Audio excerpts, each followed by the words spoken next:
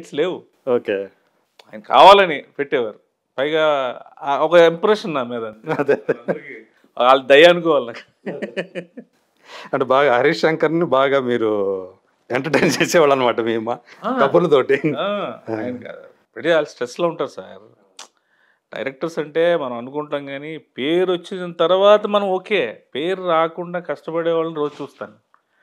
వాళ్ళ డ్రీమ్స్ కానీ వాళ్ళు పడే కష్టం కానీ వాళ్ళు చూస్తుంటే మనకి ఎంతో కొంత రాముడికి ఉడత సహాయంలాగా మన వరకు మనం వచ్చినందుకు సరదాగా వాళ్ళని నవ్వించగలిగితే, వాళ్ళని ఎంటర్టైన్ చేయగలిగితే, వాళ్ళు బాగుంటే ఒక 10 మందికి 100 మందికి పని వస్తుంది కదా అనే కాన్సెప్ట్ అంతే. సినిమా ఏదన్నా హిట్ అయిందంటే ఎక్కువ శాతం హీరోలు కొట్టేస్తారు క్రెడిట్. సినిమా ఫ్లాప్ అయితే మాత్రం డైరెక్టర్ మీద పెడతారు కదా. సో అలాంటి ఒక క్రిటికల్ పొజిషన్ అది అంతే డైరెక్షన్ అనేది. అంతే సార్. సో మీకు బాగా క్లోజ్ అయినటువంటి డైరెక్టర్స్ ఎవరు హరీష్ కాకుండా? నాకు చాలామంది క్లోజ్ అవుతుంది. ఇప్పుడు పరశురామ్ గారు, బుజ్జి గారు, అండ్ ఫస్ట్ ఇంకా రాజమౌళి గారు అయితే ఇంకా బాగా క్లోజ్. తర్వాత ఆయన స్టేజ్ మారిపోయింది. వి వినాయక్ గారు, ఇంకందరూ కరుణాకరన్ గారు, ఇంకందరు డైరెక్టర్స్ బాగా క్లోజ్. అంటే నేను నా లిమిట్ వరకు నేను ఉంటాను సార్. అంటే తర్వాత ఇంకా మళ్ళీ చాలా పర్సనల్ థింగ్స్లోకి వెళ్ళిపోయి మనం ఏదో ఇదైపోతున్నాం అని వాళ్ళకి అది ఉండదు. ఆ సెట్ వరకు వాళ్ళ మూడు, వాళ్ళ టైము, వాళ్ళు మన మీద పెట్టే అటెన్షన్ బట్టి మనం మూవ్ అవుతాం. వినాయక్ కూడా బాగా ఎంజాయ్ చేసేవాడు మేము మీ కంపెనీని.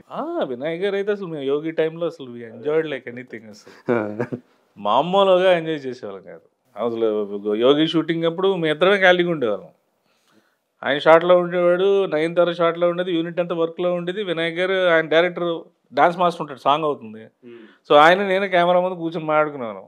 మన ఇద్దరం ఖాళీగా ఉన్నాం సీన్ ఎక్కడ అనేవారు. అదే సార్ ఏదో అక్కడే సాంగ్ జరుగుతూ ఉంటుంది, మన పని ఏం లేదు, ఏదో ఒకటి జరుగుతూ ఉంటే. ఇప్పుడు ఫుడ్ ఇక్కడ సరిపోవట్లేదు, లొకేషన్ చాలా దూరంగా ఉంది, కేఎఫ్సీకి వెళ్ళి అందరికి ఫుడ్ తెస్తే సరిపోద్దని ప్రొడ్యూసర్ అంటే, పోనీ ఆ పనైనా చేద్దాం పదా, మనం వెళ్ళి తెచ్చేద్దాం అంటే ఇద్దరం కలిసి వెళ్ళి ఫుడ్ తీసుకొచ్చి యూనిట్కి పెట్టి అది కూడా జరిగింది లిటరల్ గా. అస్సలు వినాయక్ గారు అసలు మామూలు ఎక్స్పీరియన్సెస్ కాదు మాకు అస్సలు. ఇంకా ఆయన ఈవినింగ్ 6:30, 7కి ఆయన మాట్లాడడం మొదలెడితే అసలు ఆ పేరులోని ఆయన ఉచ్చారణలోని ఉన్న ప్రేమ, సేనా ఇట్రా సీనయ్య ఇట్రా, ఆయన ప్రభాని ముద్దుగా పిలుస్తారు. ఆయన మాట కానీ అంటే ఆయన అంటే మాట్లాడితే టైం తెలీదు. నాన్ స్టాప్గా మార్నింగ్ 6:30 అయిపోయింది, తెల్లారిపోయింది అనిపిస్తుంది. అంత దీనికి టైం పాస్ అయిపోద్ది ఇంకా. సో అందరితోటి మీరు ఏ సినిమాకి పని చేస్తే ఆ సినిమా డైరెక్టర్కి ఆల్మోస్ట్ ఒక ఫ్రెండ్ లాగా అయిపోయేవాళ్ళు. అంతే. అదే. సో అందువల్లే మీకు కంటిన్యూగా ఆ సినిమాలు రావటం కానివ్వండి, అంటే మీ కంపెనీని కోరుకుంటారు కాబట్టి వాళ్ళు కూడా. నేను పర్టికులర్గా డబ్బులకు ప్రయారిటీ ఇవ్వను సార్. ముందు మీరు కొత్త సినిమా చేస్తే ముందు ఆయనతో నాకు పరిచయం ఏర్పడితే చాలు. ఇప్పుడు డబ్బు అనేది చూసుకుంటే ఇంత ఇస్తే కానీ నేను రాను అనుకుంటే ఒక డైరెక్టర్ నాకు మిస్ అయిపోతాడు అనే స్ట్రాంగ్ కాన్సెప్ట్. అండ్ అప్పుడులో నా మైండ్ సెట్కి నాకున్న ఫైనాన్షియల్ థింగ్ దానికి ఏంటంటే, ఇప్పుడు నేను ఇంట్లో ఉంటే, ఇప్పుడు ఇదే ఇంట్లో ఉంటే నేను మార్నింగ్ టిఫిన్కి, మధ్యాహ్నం మళ్ళీ మటనో చికెన్కో, మళ్ళీ రాత్రి మందుకి, మళ్ళీ రాత్రిపూట మళ్ళీ దానిలో మళ్ళీ ఏమైనా చూస్తే ఆ మటన్కి చికెన్కి ఎన్ని లెక్కలు వేసుకుంటే ముందు షూటింగ్ పోతే అది ఇచ్చే 10-20 ఒక లెక్కతో వెళ్ళిపోద్ది కదా అనే ఫీలింగ్లో వెళ్ళిపోయాడు. ఇంటి దగ్గర ఉంటే ఖర్చు ఎక్కువే కదా. ఇప్పుడు ఆదివారం పడిందంటే నాకు దోల వెళ్ళిపోద్ది. మళ్ళీ మధ్యాహ్నం తెచ్చుకోవాలి, మళ్ళీ రాత్రి తెచ్చుకోవాలి, ఫుడ్ పెట్టాలి. మళ్ళీ మీ శరీరం ఇంత దాన్ని తట్టుకునేదా? ఏమో తట్టుకుంది సార్. ఇప్పుడు నాకు షటిల్ ఆడతాను. అండ్ చిన్నప్పటి నుంచి మనం పల్లెటూరులో ఊర్లో పెరిగి ఏదో ఒకటి ఎప్పుడు యాక్టివిటీ ఏదో ఒకటి ఉంటుంది కాబట్టి ఫోన్లు, ఈ టీవీలు అప్పుడు లేవు. మార్నింగ్ వెళ్ళామంటే రోడ్డు మీదకి వెళ్ళామంటే మళ్ళీ రాత్రి పడుకునేంత వరకు తిరగడమే. సన్ను గిన్ను గట్టిగా తగిలేది, స్ట్రాంగ్గా ఉండేవాళ్ళం. మధ్యలో హైదరాబాద్ వచ్చిన తర్వాత మనకి ఏంటంటే ఈ డ్రింక్ ఎక్కువ అలవాటు అవ్వడం వల్ల ఆ హెల్త్ కాన్షియస్ అని కొంత తగ్గుద్ది. ఎక్కడికైనా వెళ్ళాలనుకోండి, ఇప్పుడు పట్టప్పని వెళ్ళేది వెళ్ళొచ్చులే, ఎల్లుండి వెళ్ళొచ్చులే అనే నెగ్లిజెన్స్ ఎక్కువ వస్తుంది. ఆ నెగ్లిజెన్స్ వచ్చిందంటే కెరీర్ అయిపోయింది. 1-2 సార్లు మిమ్మల్ని ప్రభాస్ హెచ్చరించాడా ఈ విషయంలో? చాలాసార్లు తిట్టారు అసలు. అంటే వ్యసనం అలాంటిది. అదే థింగ్ ఏంటంటే వ్యసనం తెలియదు. ఒకటి ఇదొకటి అంత తొందరగా వదలవు కదా. వదలవు. అందులో నేనేంటంటే అందరిలాగా సొసైటీలు తిరిగేవాడిని కాదు కదా సార్. మార్నింగ్ నుంచి ఆయన దగ్గర పని చేయడం, ప్యాక్ ఉన్నట్లయితే ఇక అది కూడా ఉండేదేమో. ఆయన్ని పని చేయడం, మళ్ళీ ఆడ కష్టపడ్డాడు కదా రాత్రిపూట, అదొక్కటే ఆడికి ఎంటర్టైన్మెంట్, ఆయన వదిలేసేవారు. నేనేంటి మార్నింగ్ నుంచి వెళ్ళడం, ఇంకా రాత్రి అయ్యేసరికి ఇంకా ఆ విషయం ఇంకా 100 ఎదురుగా ఎవడొచ్చినా సరే నాకు ఆ టైం నేను ఆగను ఇంకా. ఎందుకంటే మార్నింగ్ అంత కష్టపడతాను. మార్నింగ్ నుంచి నేను అసలు నవ్వుతున్నా సరదాగా అన్నీ చేసేసి ఆ 1 hour మాత్రం నాకు ఇచ్చేయాలి. సో అదే నేను ఆ రోజంతటికి నాకు ఎంటర్టైన్మెంట్ పార్ట్, అది అలాగా ఎడిక్షన్ అయిపోయింది. అట్లాగే హీరోలు కూడా సర్కార్ వారి పాటలో మహేష్తో కూడా మంచి కంపెనీ అనుకుంటా కదా. అప్పటికి నేను మానేశాను. ఆయనతో అసలు ఆయన అసలు భలే జోవియల్గా ఉంటారు సెట్స్ మీద. ఆయన నాకు మామూలుగా జోవియల్గా ఉండే క్యారెక్టర్ కదా ఆయన. అసలు నాకు ఆశ్చర్యం ఏంటంటే మేము కాలనీలో షూటింగ్ చేసాం సార్. మార్నింగ్ 9కి వస్తే ఇప్పుడు వేరే అలాంటి వాడినే ఎవరు అంటే సార్ క్యారవాన్ ఎక్కేస్తాను. అసలు సాయంత్రం ప్యాకప్ వరకు ఆయన క్యారవాన్కి మధ్యలో లంచ్కి వెళ్తారు అంతే. ప్యాకప్ అయినా మళ్ళీ కార్ వేసుకొని అలాగే లొకేషన్ నుంచి వెళ్ళిపోతారు తప్ప ఎవ్వరు ఏంటి అని అసలు ఏం పట్టించుకోరండి. గ్రేట్ అది. ఈ సినిమాలో మంచి సీన్ ఉంది, అట్లా సీతమ్మ వాకిట్లో కూడా మంచి సీనే పడింది కదా అదే కాంబినేషన్లో. ఆగడు ఫుల్ లెంగ్త్ ఉంది కానీ ఆగడలో ఫుల్ లెంగ్త్. అవును. ఏ హీరోతో? ప్రభాస్ తర్వాత అంటే మీకు ప్రభాస్ అంటే 10 ఏళ్ళు ఆయనతోటే ఉన్నారు కాబట్టి, ప్రభాస్ కూడా మీ కంపెనీని అంతే బాగా ఎంజాయ్ చేశాడు కాబట్టి అంతకాలం ట్రావెల్ చేశారు అనుకుంటున్నాను. ఎక్కడో వైజాగ్ సత్యానంద్ గారి దగ్గర కుదిరినటువంటి లింక్ అది. సో ప్రభాస్ తోటి అంటే మీరు చాలాసార్లు చెప్పుంటారు అనుకోండి, ఏ విషయంలో ప్రభాస్ మీకు సలహా ఇచ్చారు? ఆయన సలహా ఎవరండి? ఫస్ట్ ఆఫ్ ఆల్ ఏంటంటే నీది నువ్వు తెలుసుకో అంటారు. సలహా ఇస్తే అంటే అంత భయంతో నువ్వు పని చేస్తావు, దట్స్ నాట్ రైట్. ఇష్టంతో పని చేయాలి, ప్రేమతో పని చేయాలి. ఎక్కువ టైం ఇస్తారు, రియలైజేషన్ టైం ఎక్కువ ఇస్తారు. చాలామంది కోపం వస్తే వెంటనే అలా ఉండదు. ఈ will take lot of time, patience తీసుకొని వాడికి ఇది కావాలి ఇది కావాలి అని తెలుసుకున్న రోజు వాడికి అంతటి వాడే పని చేస్తాడు. నేను ఇలా ఉండాలంటే అది యాక్ట్ చేస్తాడు. అది నచ్చదు, యూ డోంట్ లైక్ ఇట్. అలాంటివి ఆయన దగ్గరలో తీసుకోలేడు కూడా ఆయన. సో మనకి కూడా ఆయన టెండెన్సీ తెలుసు, మూడ్ తెలుసు కాబట్టి ఇది ఆయనకు నచ్చట్లేదు, సో మనం అలవాటు మార్చుకోవాలి, సో ఈ విధంగా ఆయనకి ఇచ్చేయాలి అనేది మనం తెలుసుకున్నప్పుడు బోత్ సైడ్స్ నుంచి ప్రాబ్లం ఉండదు. మీరు ఆయనతో కలిసి ఉన్న 10 ఏళ్ళు, ఆయన దగ్గర ఉన్న 10 ఏళ్ళు, మీ ఇద్దరు అంత దగ్గరగా ఉండటం, మీరు ప్రభాస్కి ఆయన స్టార్గా ఎదిగిన తర్వాత కూడా మీరు ఆయన దగ్గర ఉండటం వల్ల కొంతమందికి గిట్టలేదని అది డెఫినెట్గా ఉంటుంది సార్. బాగా పిల్లలతో క్లోజ్ అయితే అమ్మాయి ఒప్పుకోదు. అదే ఇంత పెంచాను, ఆడికి ఇన్ని చేసాను వచ్చింది అర్థం, ఇంకా ఆడి ఇష్టం, ఆడు తల్లినే మర్చిపోయాడు, ఆడి కేటికి పుత్తడే గుర్తులేదు, అది లేదు ఇది అంటాం. ఇది కామన్ థింగ్ సార్. అదే అవి నేను పట్టించుకునే స్టేజ్ నాది కాదు అసలు. ఆయన అసలు అంటే ఎప్పుడైనా ఎవరైనా చెప్పుడు మాటలు విని కానీ ఇంకో రకంగా కానీ మీ మీద ప్రభాస్ కోపడ్డ సందర్భం? అది నాకైతే తెలియదు, మీకు తెలిస్తే నాకు తెలియదు, కానీ నాకు ఎప్పుడు అలా లేదు. అంటే చెప్పేవాళ్ళు ఉంటారు కదా. ఉంటారు, డెఫినెట్గా ఉంటారు, వినాలి కదా మనం ఫస్ట్. మీ దృష్టికి అయితే ఎప్పుడు రాలేదు? నాకు అలాగే మాకు ఎప్పుడు లేదు. మాది ఫెయిర్ రిలేషన్ అండి, నథింగ్ కాంట్రాక్ట్ బేస్డ్. ఇక్కడ ఏంటంటే ఇది ఇలా ఉంటే ఇలా ఉండాలి, ఇలా ఉంటే ఇలా ఉండాలి అనేది కాదు. అదొక నది ప్రవాహం అనేది ఒకసారి గంగా యమున నది ఎక్కడో స్టార్ట్ అయ్యి అలా దాటి దాటి దాటి దాటి వెళ్ళిపోయింది అన్నట్టుగా వెళ్ళిపోవడం తప్ప పర్టికులర్ మా ఏరియాకి రా అమ్మా, నువ్వు ఇక్కడి నుంచి ఉండమ్మా, ఇది మన తాలూకు వాళ్ళది, ఇది మన జిల్లా వాళ్ళది, ఇది లేదు. ఈ కండిషన్స్ నామ్స్ మాకు లేవు, అది ఎప్పటికీ లేవు, ఇప్పటికీ రావు. ఎందుకంటే నాకు సిస్టమ్ తెలియదు. అదే అంటే ఎప్పుడు మీకు ఇంకా చాలు అనిపించింది? అంటే మీరు వదులుకున్నారా లేకపోతే ఆయన? వదులుకోవడం కాదు సార్. ఇప్పుడు నేను వరుసగా సినిమా షూటింగ్లో అక్కడెక్కడ ఉంటాను. ఆయన వర్క్స్ ఇప్పుడు మీరు వస్తున్నారు, రేపు మార్నింగ్ 10:30కి మూర్తి గారితో మీటింగ్ ఉందని అంటారు. నేను అప్పుడు ఏం చేయాలి? నేను పలానా దగ్గర ఉన్నాను, ఇక వెంకటరావు వెళ్ళి వచ్చారు, మూర్తి గారు వస్తారు, కలిసి వస్తే ఒకసారి అని నేను చెప్పలేను కదా. So that is the communication between these two. అది కొంచెం కాంప్లికేషన్ అవుతున్నప్పుడు దెన్ ఐ డిసైడ్, నేను చేసుకొని వచ్చేస్తాను, షూటింగ్లు ఎక్కువ ఉన్నాయి, కొన్నాళ్ళు నేను ఇది కూడా చూసుకొని వస్తానంట. నీకు ఇంట్రెస్ట్ ఉంది కదరా, సత్యానంద్ గారి దగ్గర ట్రైనింగ్ అయినా కదా, నువ్వు యాక్టర్ అవుదామని వచ్చావు కదా ఇక్కడికి, చెయ్యి, చూసుకో, నీకు ఎంత బాగుంటుంది, నీకు మరీ నచ్చకపోతే నువ్వు నా దగ్గర, నేను ఎక్కడికి వెళ్తానని ఆయన. Okay, that is the thing, మ్యూచువల్గా అంతే తప్ప ఎవరో. ఏ టైంలో అది జరిగింది? మిర్చి తర్వాత. మీరు లాస్ట్ సినిమా చేసింది కూడా మిర్చి తర్వాత, మిర్చి ప్యారలల్గా షూటింగ్ జరిగింది. నా గబ్బర్ సింగ్ రిలీజ్ అయినాక వెరీ బిజీ. ఓకే. సో అవుట్డోర్లు అటు ఇటు తిరగడాలు ఇవన్నీ మాకు ఆర్టిస్ట్గా ఉంటాయి కాబట్టి అవన్నీ మనం చేయాలి. ప్రభాస్ దగ్గర ఉన్న కాలంలో మీరు సినిమా ఛాన్సులు కోల్పోవటం అట్లా జరిగింది? చాలా కోల్పోయాను, చాలా. సో ఈయన దగ్గర టైం ఇక్కడ ఉంచాలి కాబట్టి ఈయన కోసం చాలా కేటాయించాలి కాబట్టి కదా, ఇటు అటు ఉంటాయి సార్. లేకపోతే ఈ పాటికి ఇంకా ఆల్మోస్ట్ అక్కడతో ఆరెండిటితో వెళ్ళిపోయేవాడిని, వెనక్కి ఇన్ని సినిమాలు చేసేవాడిని కాదు, అదంతా నాకు తెలుసు. సో ఆ తర్వాత కూడా మీ ఇద్దరి మధ్య రిలేషన్ అనేది ఎలా ఉంది? ఎప్పటికీ ఉంటుంది. ఇప్పుడు మేము స్టార్ట్ చేసింది ఇలా చేస్తే ఇలాగ అవుతావు, అలా చేస్తే ఇలాగ అవుతావు అనే రిలేషన్ కాదు అది, ఆయనతో పాటు వెళ్ళిపోవడమే. అంటే ఆయన ఫ్యామిలీలో ఒక మెంబర్ లాగే ఉండేదే, ఇప్పటికీ కూడా ఉంది అది. అప్పుడంటే ఆల్మోస్ట్ వాళ్ళ ఫ్యామిలీ మెంబర్ లానే ఉండేవాడు కదా. ఈవెన్ కృష్ణరాజు గారు కూడా మిమ్మల్ని అలాగే ట్రీట్ చేశారు అనుకుంటాను. ఆ ఫ్యామిలీ ఇంక అందరు అంతేనండి. ఆయన మనిషి అంటే ఫ్యామిలీ అందరూ కూడా ఆయన మనిషిలాగే చూస్తారు. ఇప్పుడు ఆయన దగ్గర పనిచేసిన కొత్తగా వచ్చిన అసిస్టెంట్ అంటే వాడికి ఇవ్వాల్సిన గౌరవం వాళ్ళకి అలాగే అందరూ ఫ్యామిలీస్ అందరూ వాళ్ళకి అది ఆ కల్చర్ ఉంది. సో కృష్ణరాజు గారు వెళ్ళిపోవటం అనేది ఆ ఫ్యామిలీకి పెద్ద దెబ్బ కదా. మీకు మీరు పర్సనల్గా కృష్ణరాజు గారితో ఏమన్నా ర్యాపో ఉందా? ఏమన్నా జ్ఞాపకాలు ఉన్నాయా కృష్ణరాజు గారితో? ఆయనతో ఎప్పుడు కూడా వచ్చినా నాకు మంత్రి అనేవారు. మంత్రి ఆయన కొడుకేమో రాజు. మంత్రి రా ఏంటి ఏవో వాగుతావు కదా వాగు, ఆడి మీద అనకు, నాకు చిరాకు.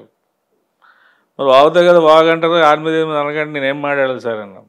న్యూస్ చదవాలా అన్నాను. అది కాదు వేరే చెప్తాను అని చెప్పేవారు. ఆయన ఎక్స్పీరియన్స్ చెప్పేవారు. వాటికి మేము కౌంటర్లు, ప్రతి దీపావళికి వచ్చేవారు అందరితో పాటు.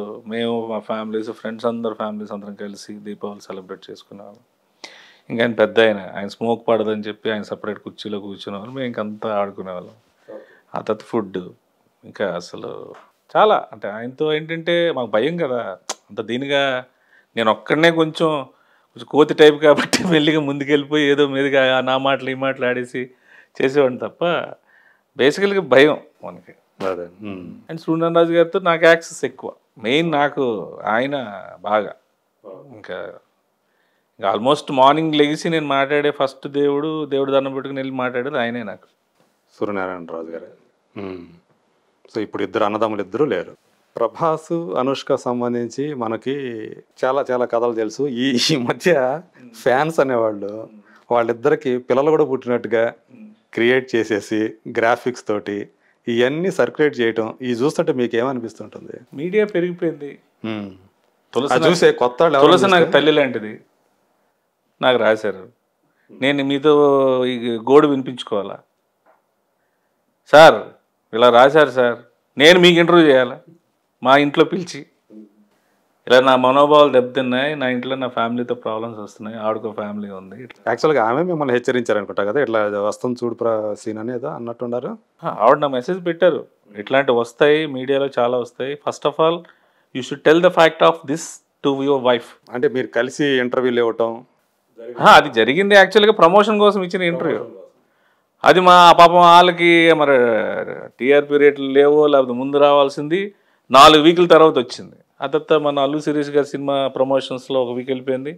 ఆ తర్వాత ఇంకో అనుకోని ప్రయాణం ఒక సినిమా కోసం వచ్చిన ఇంటర్వ్యూ అది ఆలీ గారితో. నెక్స్ట్ వీక్ టెలికాస్ట్ అవ్వాల్సింది అవ్వాల. అలా 3-4 వీక్స్ తర్వాత టెలికాస్ట్ అయింది. Okay, so almost 1 month. అదేదో మా ఇద్దరు పర్సనల్ ఇంటర్వ్యూ లాగా అది క్రియేట్ అయింది. ఇన్ టైం రాజేంద్ర ప్రసాద్ గారు ఉండాలా, నేను ఉండాలా, ఆవిడ ఉండాలా, ఇంకొక యాక్టర్ ఉండాలా, 4 ప్లాన్ చేశారు. ఆయన రాజేంద్ర ప్రసాద్ గారు డేట్ లేదు, ఎవరు లేరు. డైరెక్టర్ నరేష్ గారు కూడా డైరెక్టర్ మన ఈయన గారు ఉన్నారు కదా, నరసింహరాజు గారు, ఆయన చేయాలి. అది లేదు, అది కుదరలేదు. సరే నా దగ్గరికి వచ్చేసరికి ఇంకా అలీ గారు చెప్పి పాపం ప్రొడ్యూసరు ప్రమోట్ చేయాలి కదా సినిమాకి, తులసి నువ్వేనా రండి మాట్లాడండి సినిమా గురించి, ప్రమోట్ అవుతుంది. సో దానికి వచ్చిన effect it's convert to personal things. ఎవరు బ్లేమ్ చేస్తాం, ఏం చేస్తాం అంటే సమయం బట్టి ఇన్ టైం జరగకపోయినా కూడా లేట్ అయినా కూడా కొన్ని ఇలాంటి మనం ఫేస్ చేయాలి. ఇప్పుడున్న సిచ్యువేషన్ బట్టి ఏంటంటే we should face it and now don't bother about it. తెలుసు కాబట్టి నిజంగా మీకు దూషిస్తే మీరు నాకు స్ట్రైట్గా అడగొచ్చు సార్, థర్డ్ పర్సన్ వచ్చి మేబీ మీకు ఇలాగ అన్నాడంటే మీ మనసులో ఇలాగ అన్నాడు కాబట్టి మూర్తి గారిని అవహేళన చేస్తున్నాడు శ్రీనివాస్ అనేవాడు, మళ్ళీ ఇది మీకు ఇవన్నీ వేస్ట్ కదా. యాక్చువల్గా మీకు దీనివల్ల మీరేం పెద్దగా డిస్టర్బ్ అయింది లేదు నాకు తెలిసి. నేను అస్సలు అవును, మీరు బాగా నవ్వుకున్న గాసిప్స్ ఏదైతే ఉందో ఇదే అనుకుంటా నేను. అంతే అంతే కదా. నాకేమో 45 years, ఆవిడకి 54 years. అప్పటికి నేను 50. ఇన్ఫర్మేషన్ కూడా కరెక్ట్ కాదు. ఐసైడ్ బాబు మా ఏదో ఎవరు బాధలు అనుకుంటాయి. ఇప్పుడు ఒకళ్ళు ఊర్లోకి వెళ్తాను, నీ యాక్టింగ్ చాలా బాగుంది అంటాడు, ఇడొక యాక్టర్ అంటాడు ఇంకోడే, ఇది తీసుకో అది తీసుకో హ్యాపీ, నీ పని ఏంటి షూటింగ్ చేయడానికి వచ్చాం, వాళ్ళని పట్టించుకుంటాం. అదే సో మీకంటే నాకు తెలిసి ఆమె కొంచెం ఇంకా ఎఫెక్ట్ అయి ఉండాలి గారు. ఆవిడ జీవితం చదివింది, and moreover she Shirdi Saibaba మహాభక్తురాలు ఆవిడ.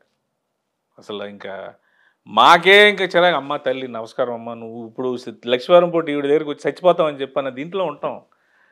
వాళ్ళకి మనకి ఇంక ఏదేదో ఇంకంటే ఇంకేం చేస్తాం. సో ఇప్పుడు అలా అంటే ఫ్యాన్స్ ఏమవుతున్నారంటే అలా సాటిస్ఫై అవుతున్నారు, వీళ్ళిద్దరికి పెళ్లి చేసేసి సాటిస్ఫై అవుతున్నారు. మీరలా చెప్పేస్తారు, పిల్లలు కూడా పుట్టించి వాళ్ళకి గ్రాఫిక్స్. ఇప్పుడు మేము చిన్నప్పుడు ఎలాగుండేవాళ్ళం, మాకు మేము చిరంజీవి గారి ఫ్యాన్స్. ఇప్పుడు ఇంకా అప్పుడు చిరంజీవి గారి ఫ్యాన్స్ ఇంకా రాదా, ఎస్ చిరంజీవి గారు రాదా అది అని అనుకుంటాం తప్ప, చిరంజీవి గారు రాదా వాళ్ళ రిలేషన్ ఏంటి అదేనేది ఈరోజు ఒక విధంగా మీ మీడియా వల్లే వాళ్ళ ఇంటికి వీళ్ళు వెళ్తున్నారు, వీళ్ళ ఫ్యామిలీ వాళ్ళు కలుస్తున్నారు, వాళ్ళు రిలేషన్ పెట్టుకుంటున్నారు, ఇలాగనేది ఇప్పుడు తెలుస్తుంది. అప్పుడు మనకు తెలియదు కదా. అప్పుడు ఎలా ఉండేదంటే సెట్స్లో ఒకవేళ సీన్ అయిపోయిన తర్వాత పొరపాటున వీళ్ళు ఒకచోట కూర్చొని హీరో హీరోయిన్లో ఒక ఆడామగ ఆర్టిస్టులు కన్నా కూర్చొని మాట్లాడేది ఇద్దరి మధ్య ఏదో ఉందని చెప్పి రాసేసే టాబ్లెట్స్ ఆ రోజులో ఉండేవి, అలా వచ్చేసేది. ఓకే.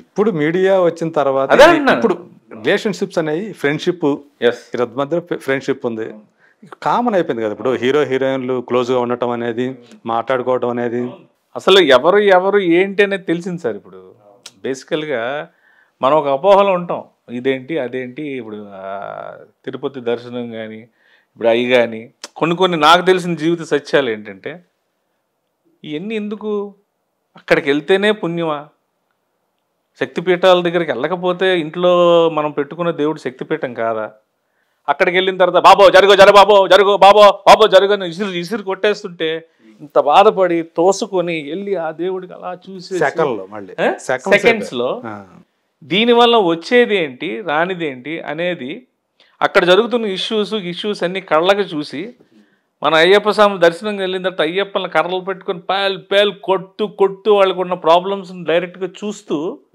మనకు రియలైజేషన్ రాదా, అది మీ వల్ల వస్తుందండి. Because you are showing everything క్లియర్గా. ఎవరో చెప్తే మనం విమర్శిస్తాం, మూర్తి గారు మీరు దేవుడు అంటే మరీ అవహేళన చేయకండి, అయ్యప్పని ఎందుకు కొడతారు అని అంటాను. నా కళ్ళ ముందు జరిగితే ఏం చేస్తాను, మీరు లైవ్ చూపిస్తే. అది ఈరోజు క్లియర్గా జనాలకు అర్థమవుతుంది ఏంటంటే, మీరు మీడియా వాళ్ళు అలా లైవ్ చూపించడం వల్ల చాలా విషయాలు ప్రస్ఫుటంగా తెలుస్తున్నాయి. ఇక్కడ వాళ్ళు ఆడే నాటకాలన్నీ తెలుస్తున్నాయి, నమ్మలేని ఈ వ్యక్తి కనుక ఇంత బ్యాక్ డ్రాప్లో ఈ డబ్బులు ఇచ్చి మనల్ని తీసుకొచ్చి బలి పశువులకు వాడుతున్నాడు అనే విషయం ఈరోజు జనాలు ప్రతి ఒక్కరికి తెలిసిపోయింది. నేను వెళ్ళి నర్సంపేట వెళ్తున్నాను, ఒక 20 మంది రండి ఫుల్ గడావుడి చేసిండంటే, ఏంటి ఎందుకు గడావుడి చేసి నువ్వేమి ఇస్తున్నావు చెప్పు అంటారు. ఇప్పుడు ఊరికే పాత రోజుల్లాగా జై జై జై జై అనే మనుషులు ఎవరు లేరు. నువ్వు ఏదైనా ఇస్తావా, అప్పుడు ఓకే మేము చూస్తాం, 5 ఉన్నావా 6 ఉన్నావా 10 మంది ఉన్నావా ఎంత అవుద్దాయి చెప్పడికి. ఈ కల్చర్ అనేది మంచిదే, ఎందుకంటే ఎవరి మట్టిగా వాళ్ళు ఏదో అయిపోదామంటే అయ్యేది కాదు కదా. ఏదైనా ఏది ఎలా జరుగుతుందో అలా జరుగుతుంది, అది జరుగుద్ది. ఇప్పుడు మన వేషాలు కొన్నాళ్ళు సాగుతాయి సార్. ఇంట్లో పిల్ల పెద్దదవుతుంది, పెద్దదైనాక మనకి జీవితంలో మనం ఏం చేసాము అనేది మన పిల్లలు పెద్దదైనాక మనల్ని చూపించే రిఫ్లెక్షన్ బట్టి మనకి రియలైజేషన్ స్టార్ట్ అవుతుంది. అది స్టార్ట్ అవ్వట్లేదంటే ఏంటి, ఇంకా వాడు ఇంకేదో చేయడానికి ఉన్నాడని లెక్కేసుకోవాలి తప్ప ఎవరు హ్యూమన్ బీయింగ్ అయినా రీసైక్లింగ్ స్టార్ట్ అవుతుంది. ఇది చేసింది అమ్మా ఇది ఇంత కోసం ఇంత చేశాడా అని అనుకునేవాడు ఇందుకోసం ఎంత చేశాడా అనిపిస్తుంది. ఒక సినిమాలో కోట శ్రీనివాసరావు కూతుర్ని పెంచుతాడు, ఒక చిన్న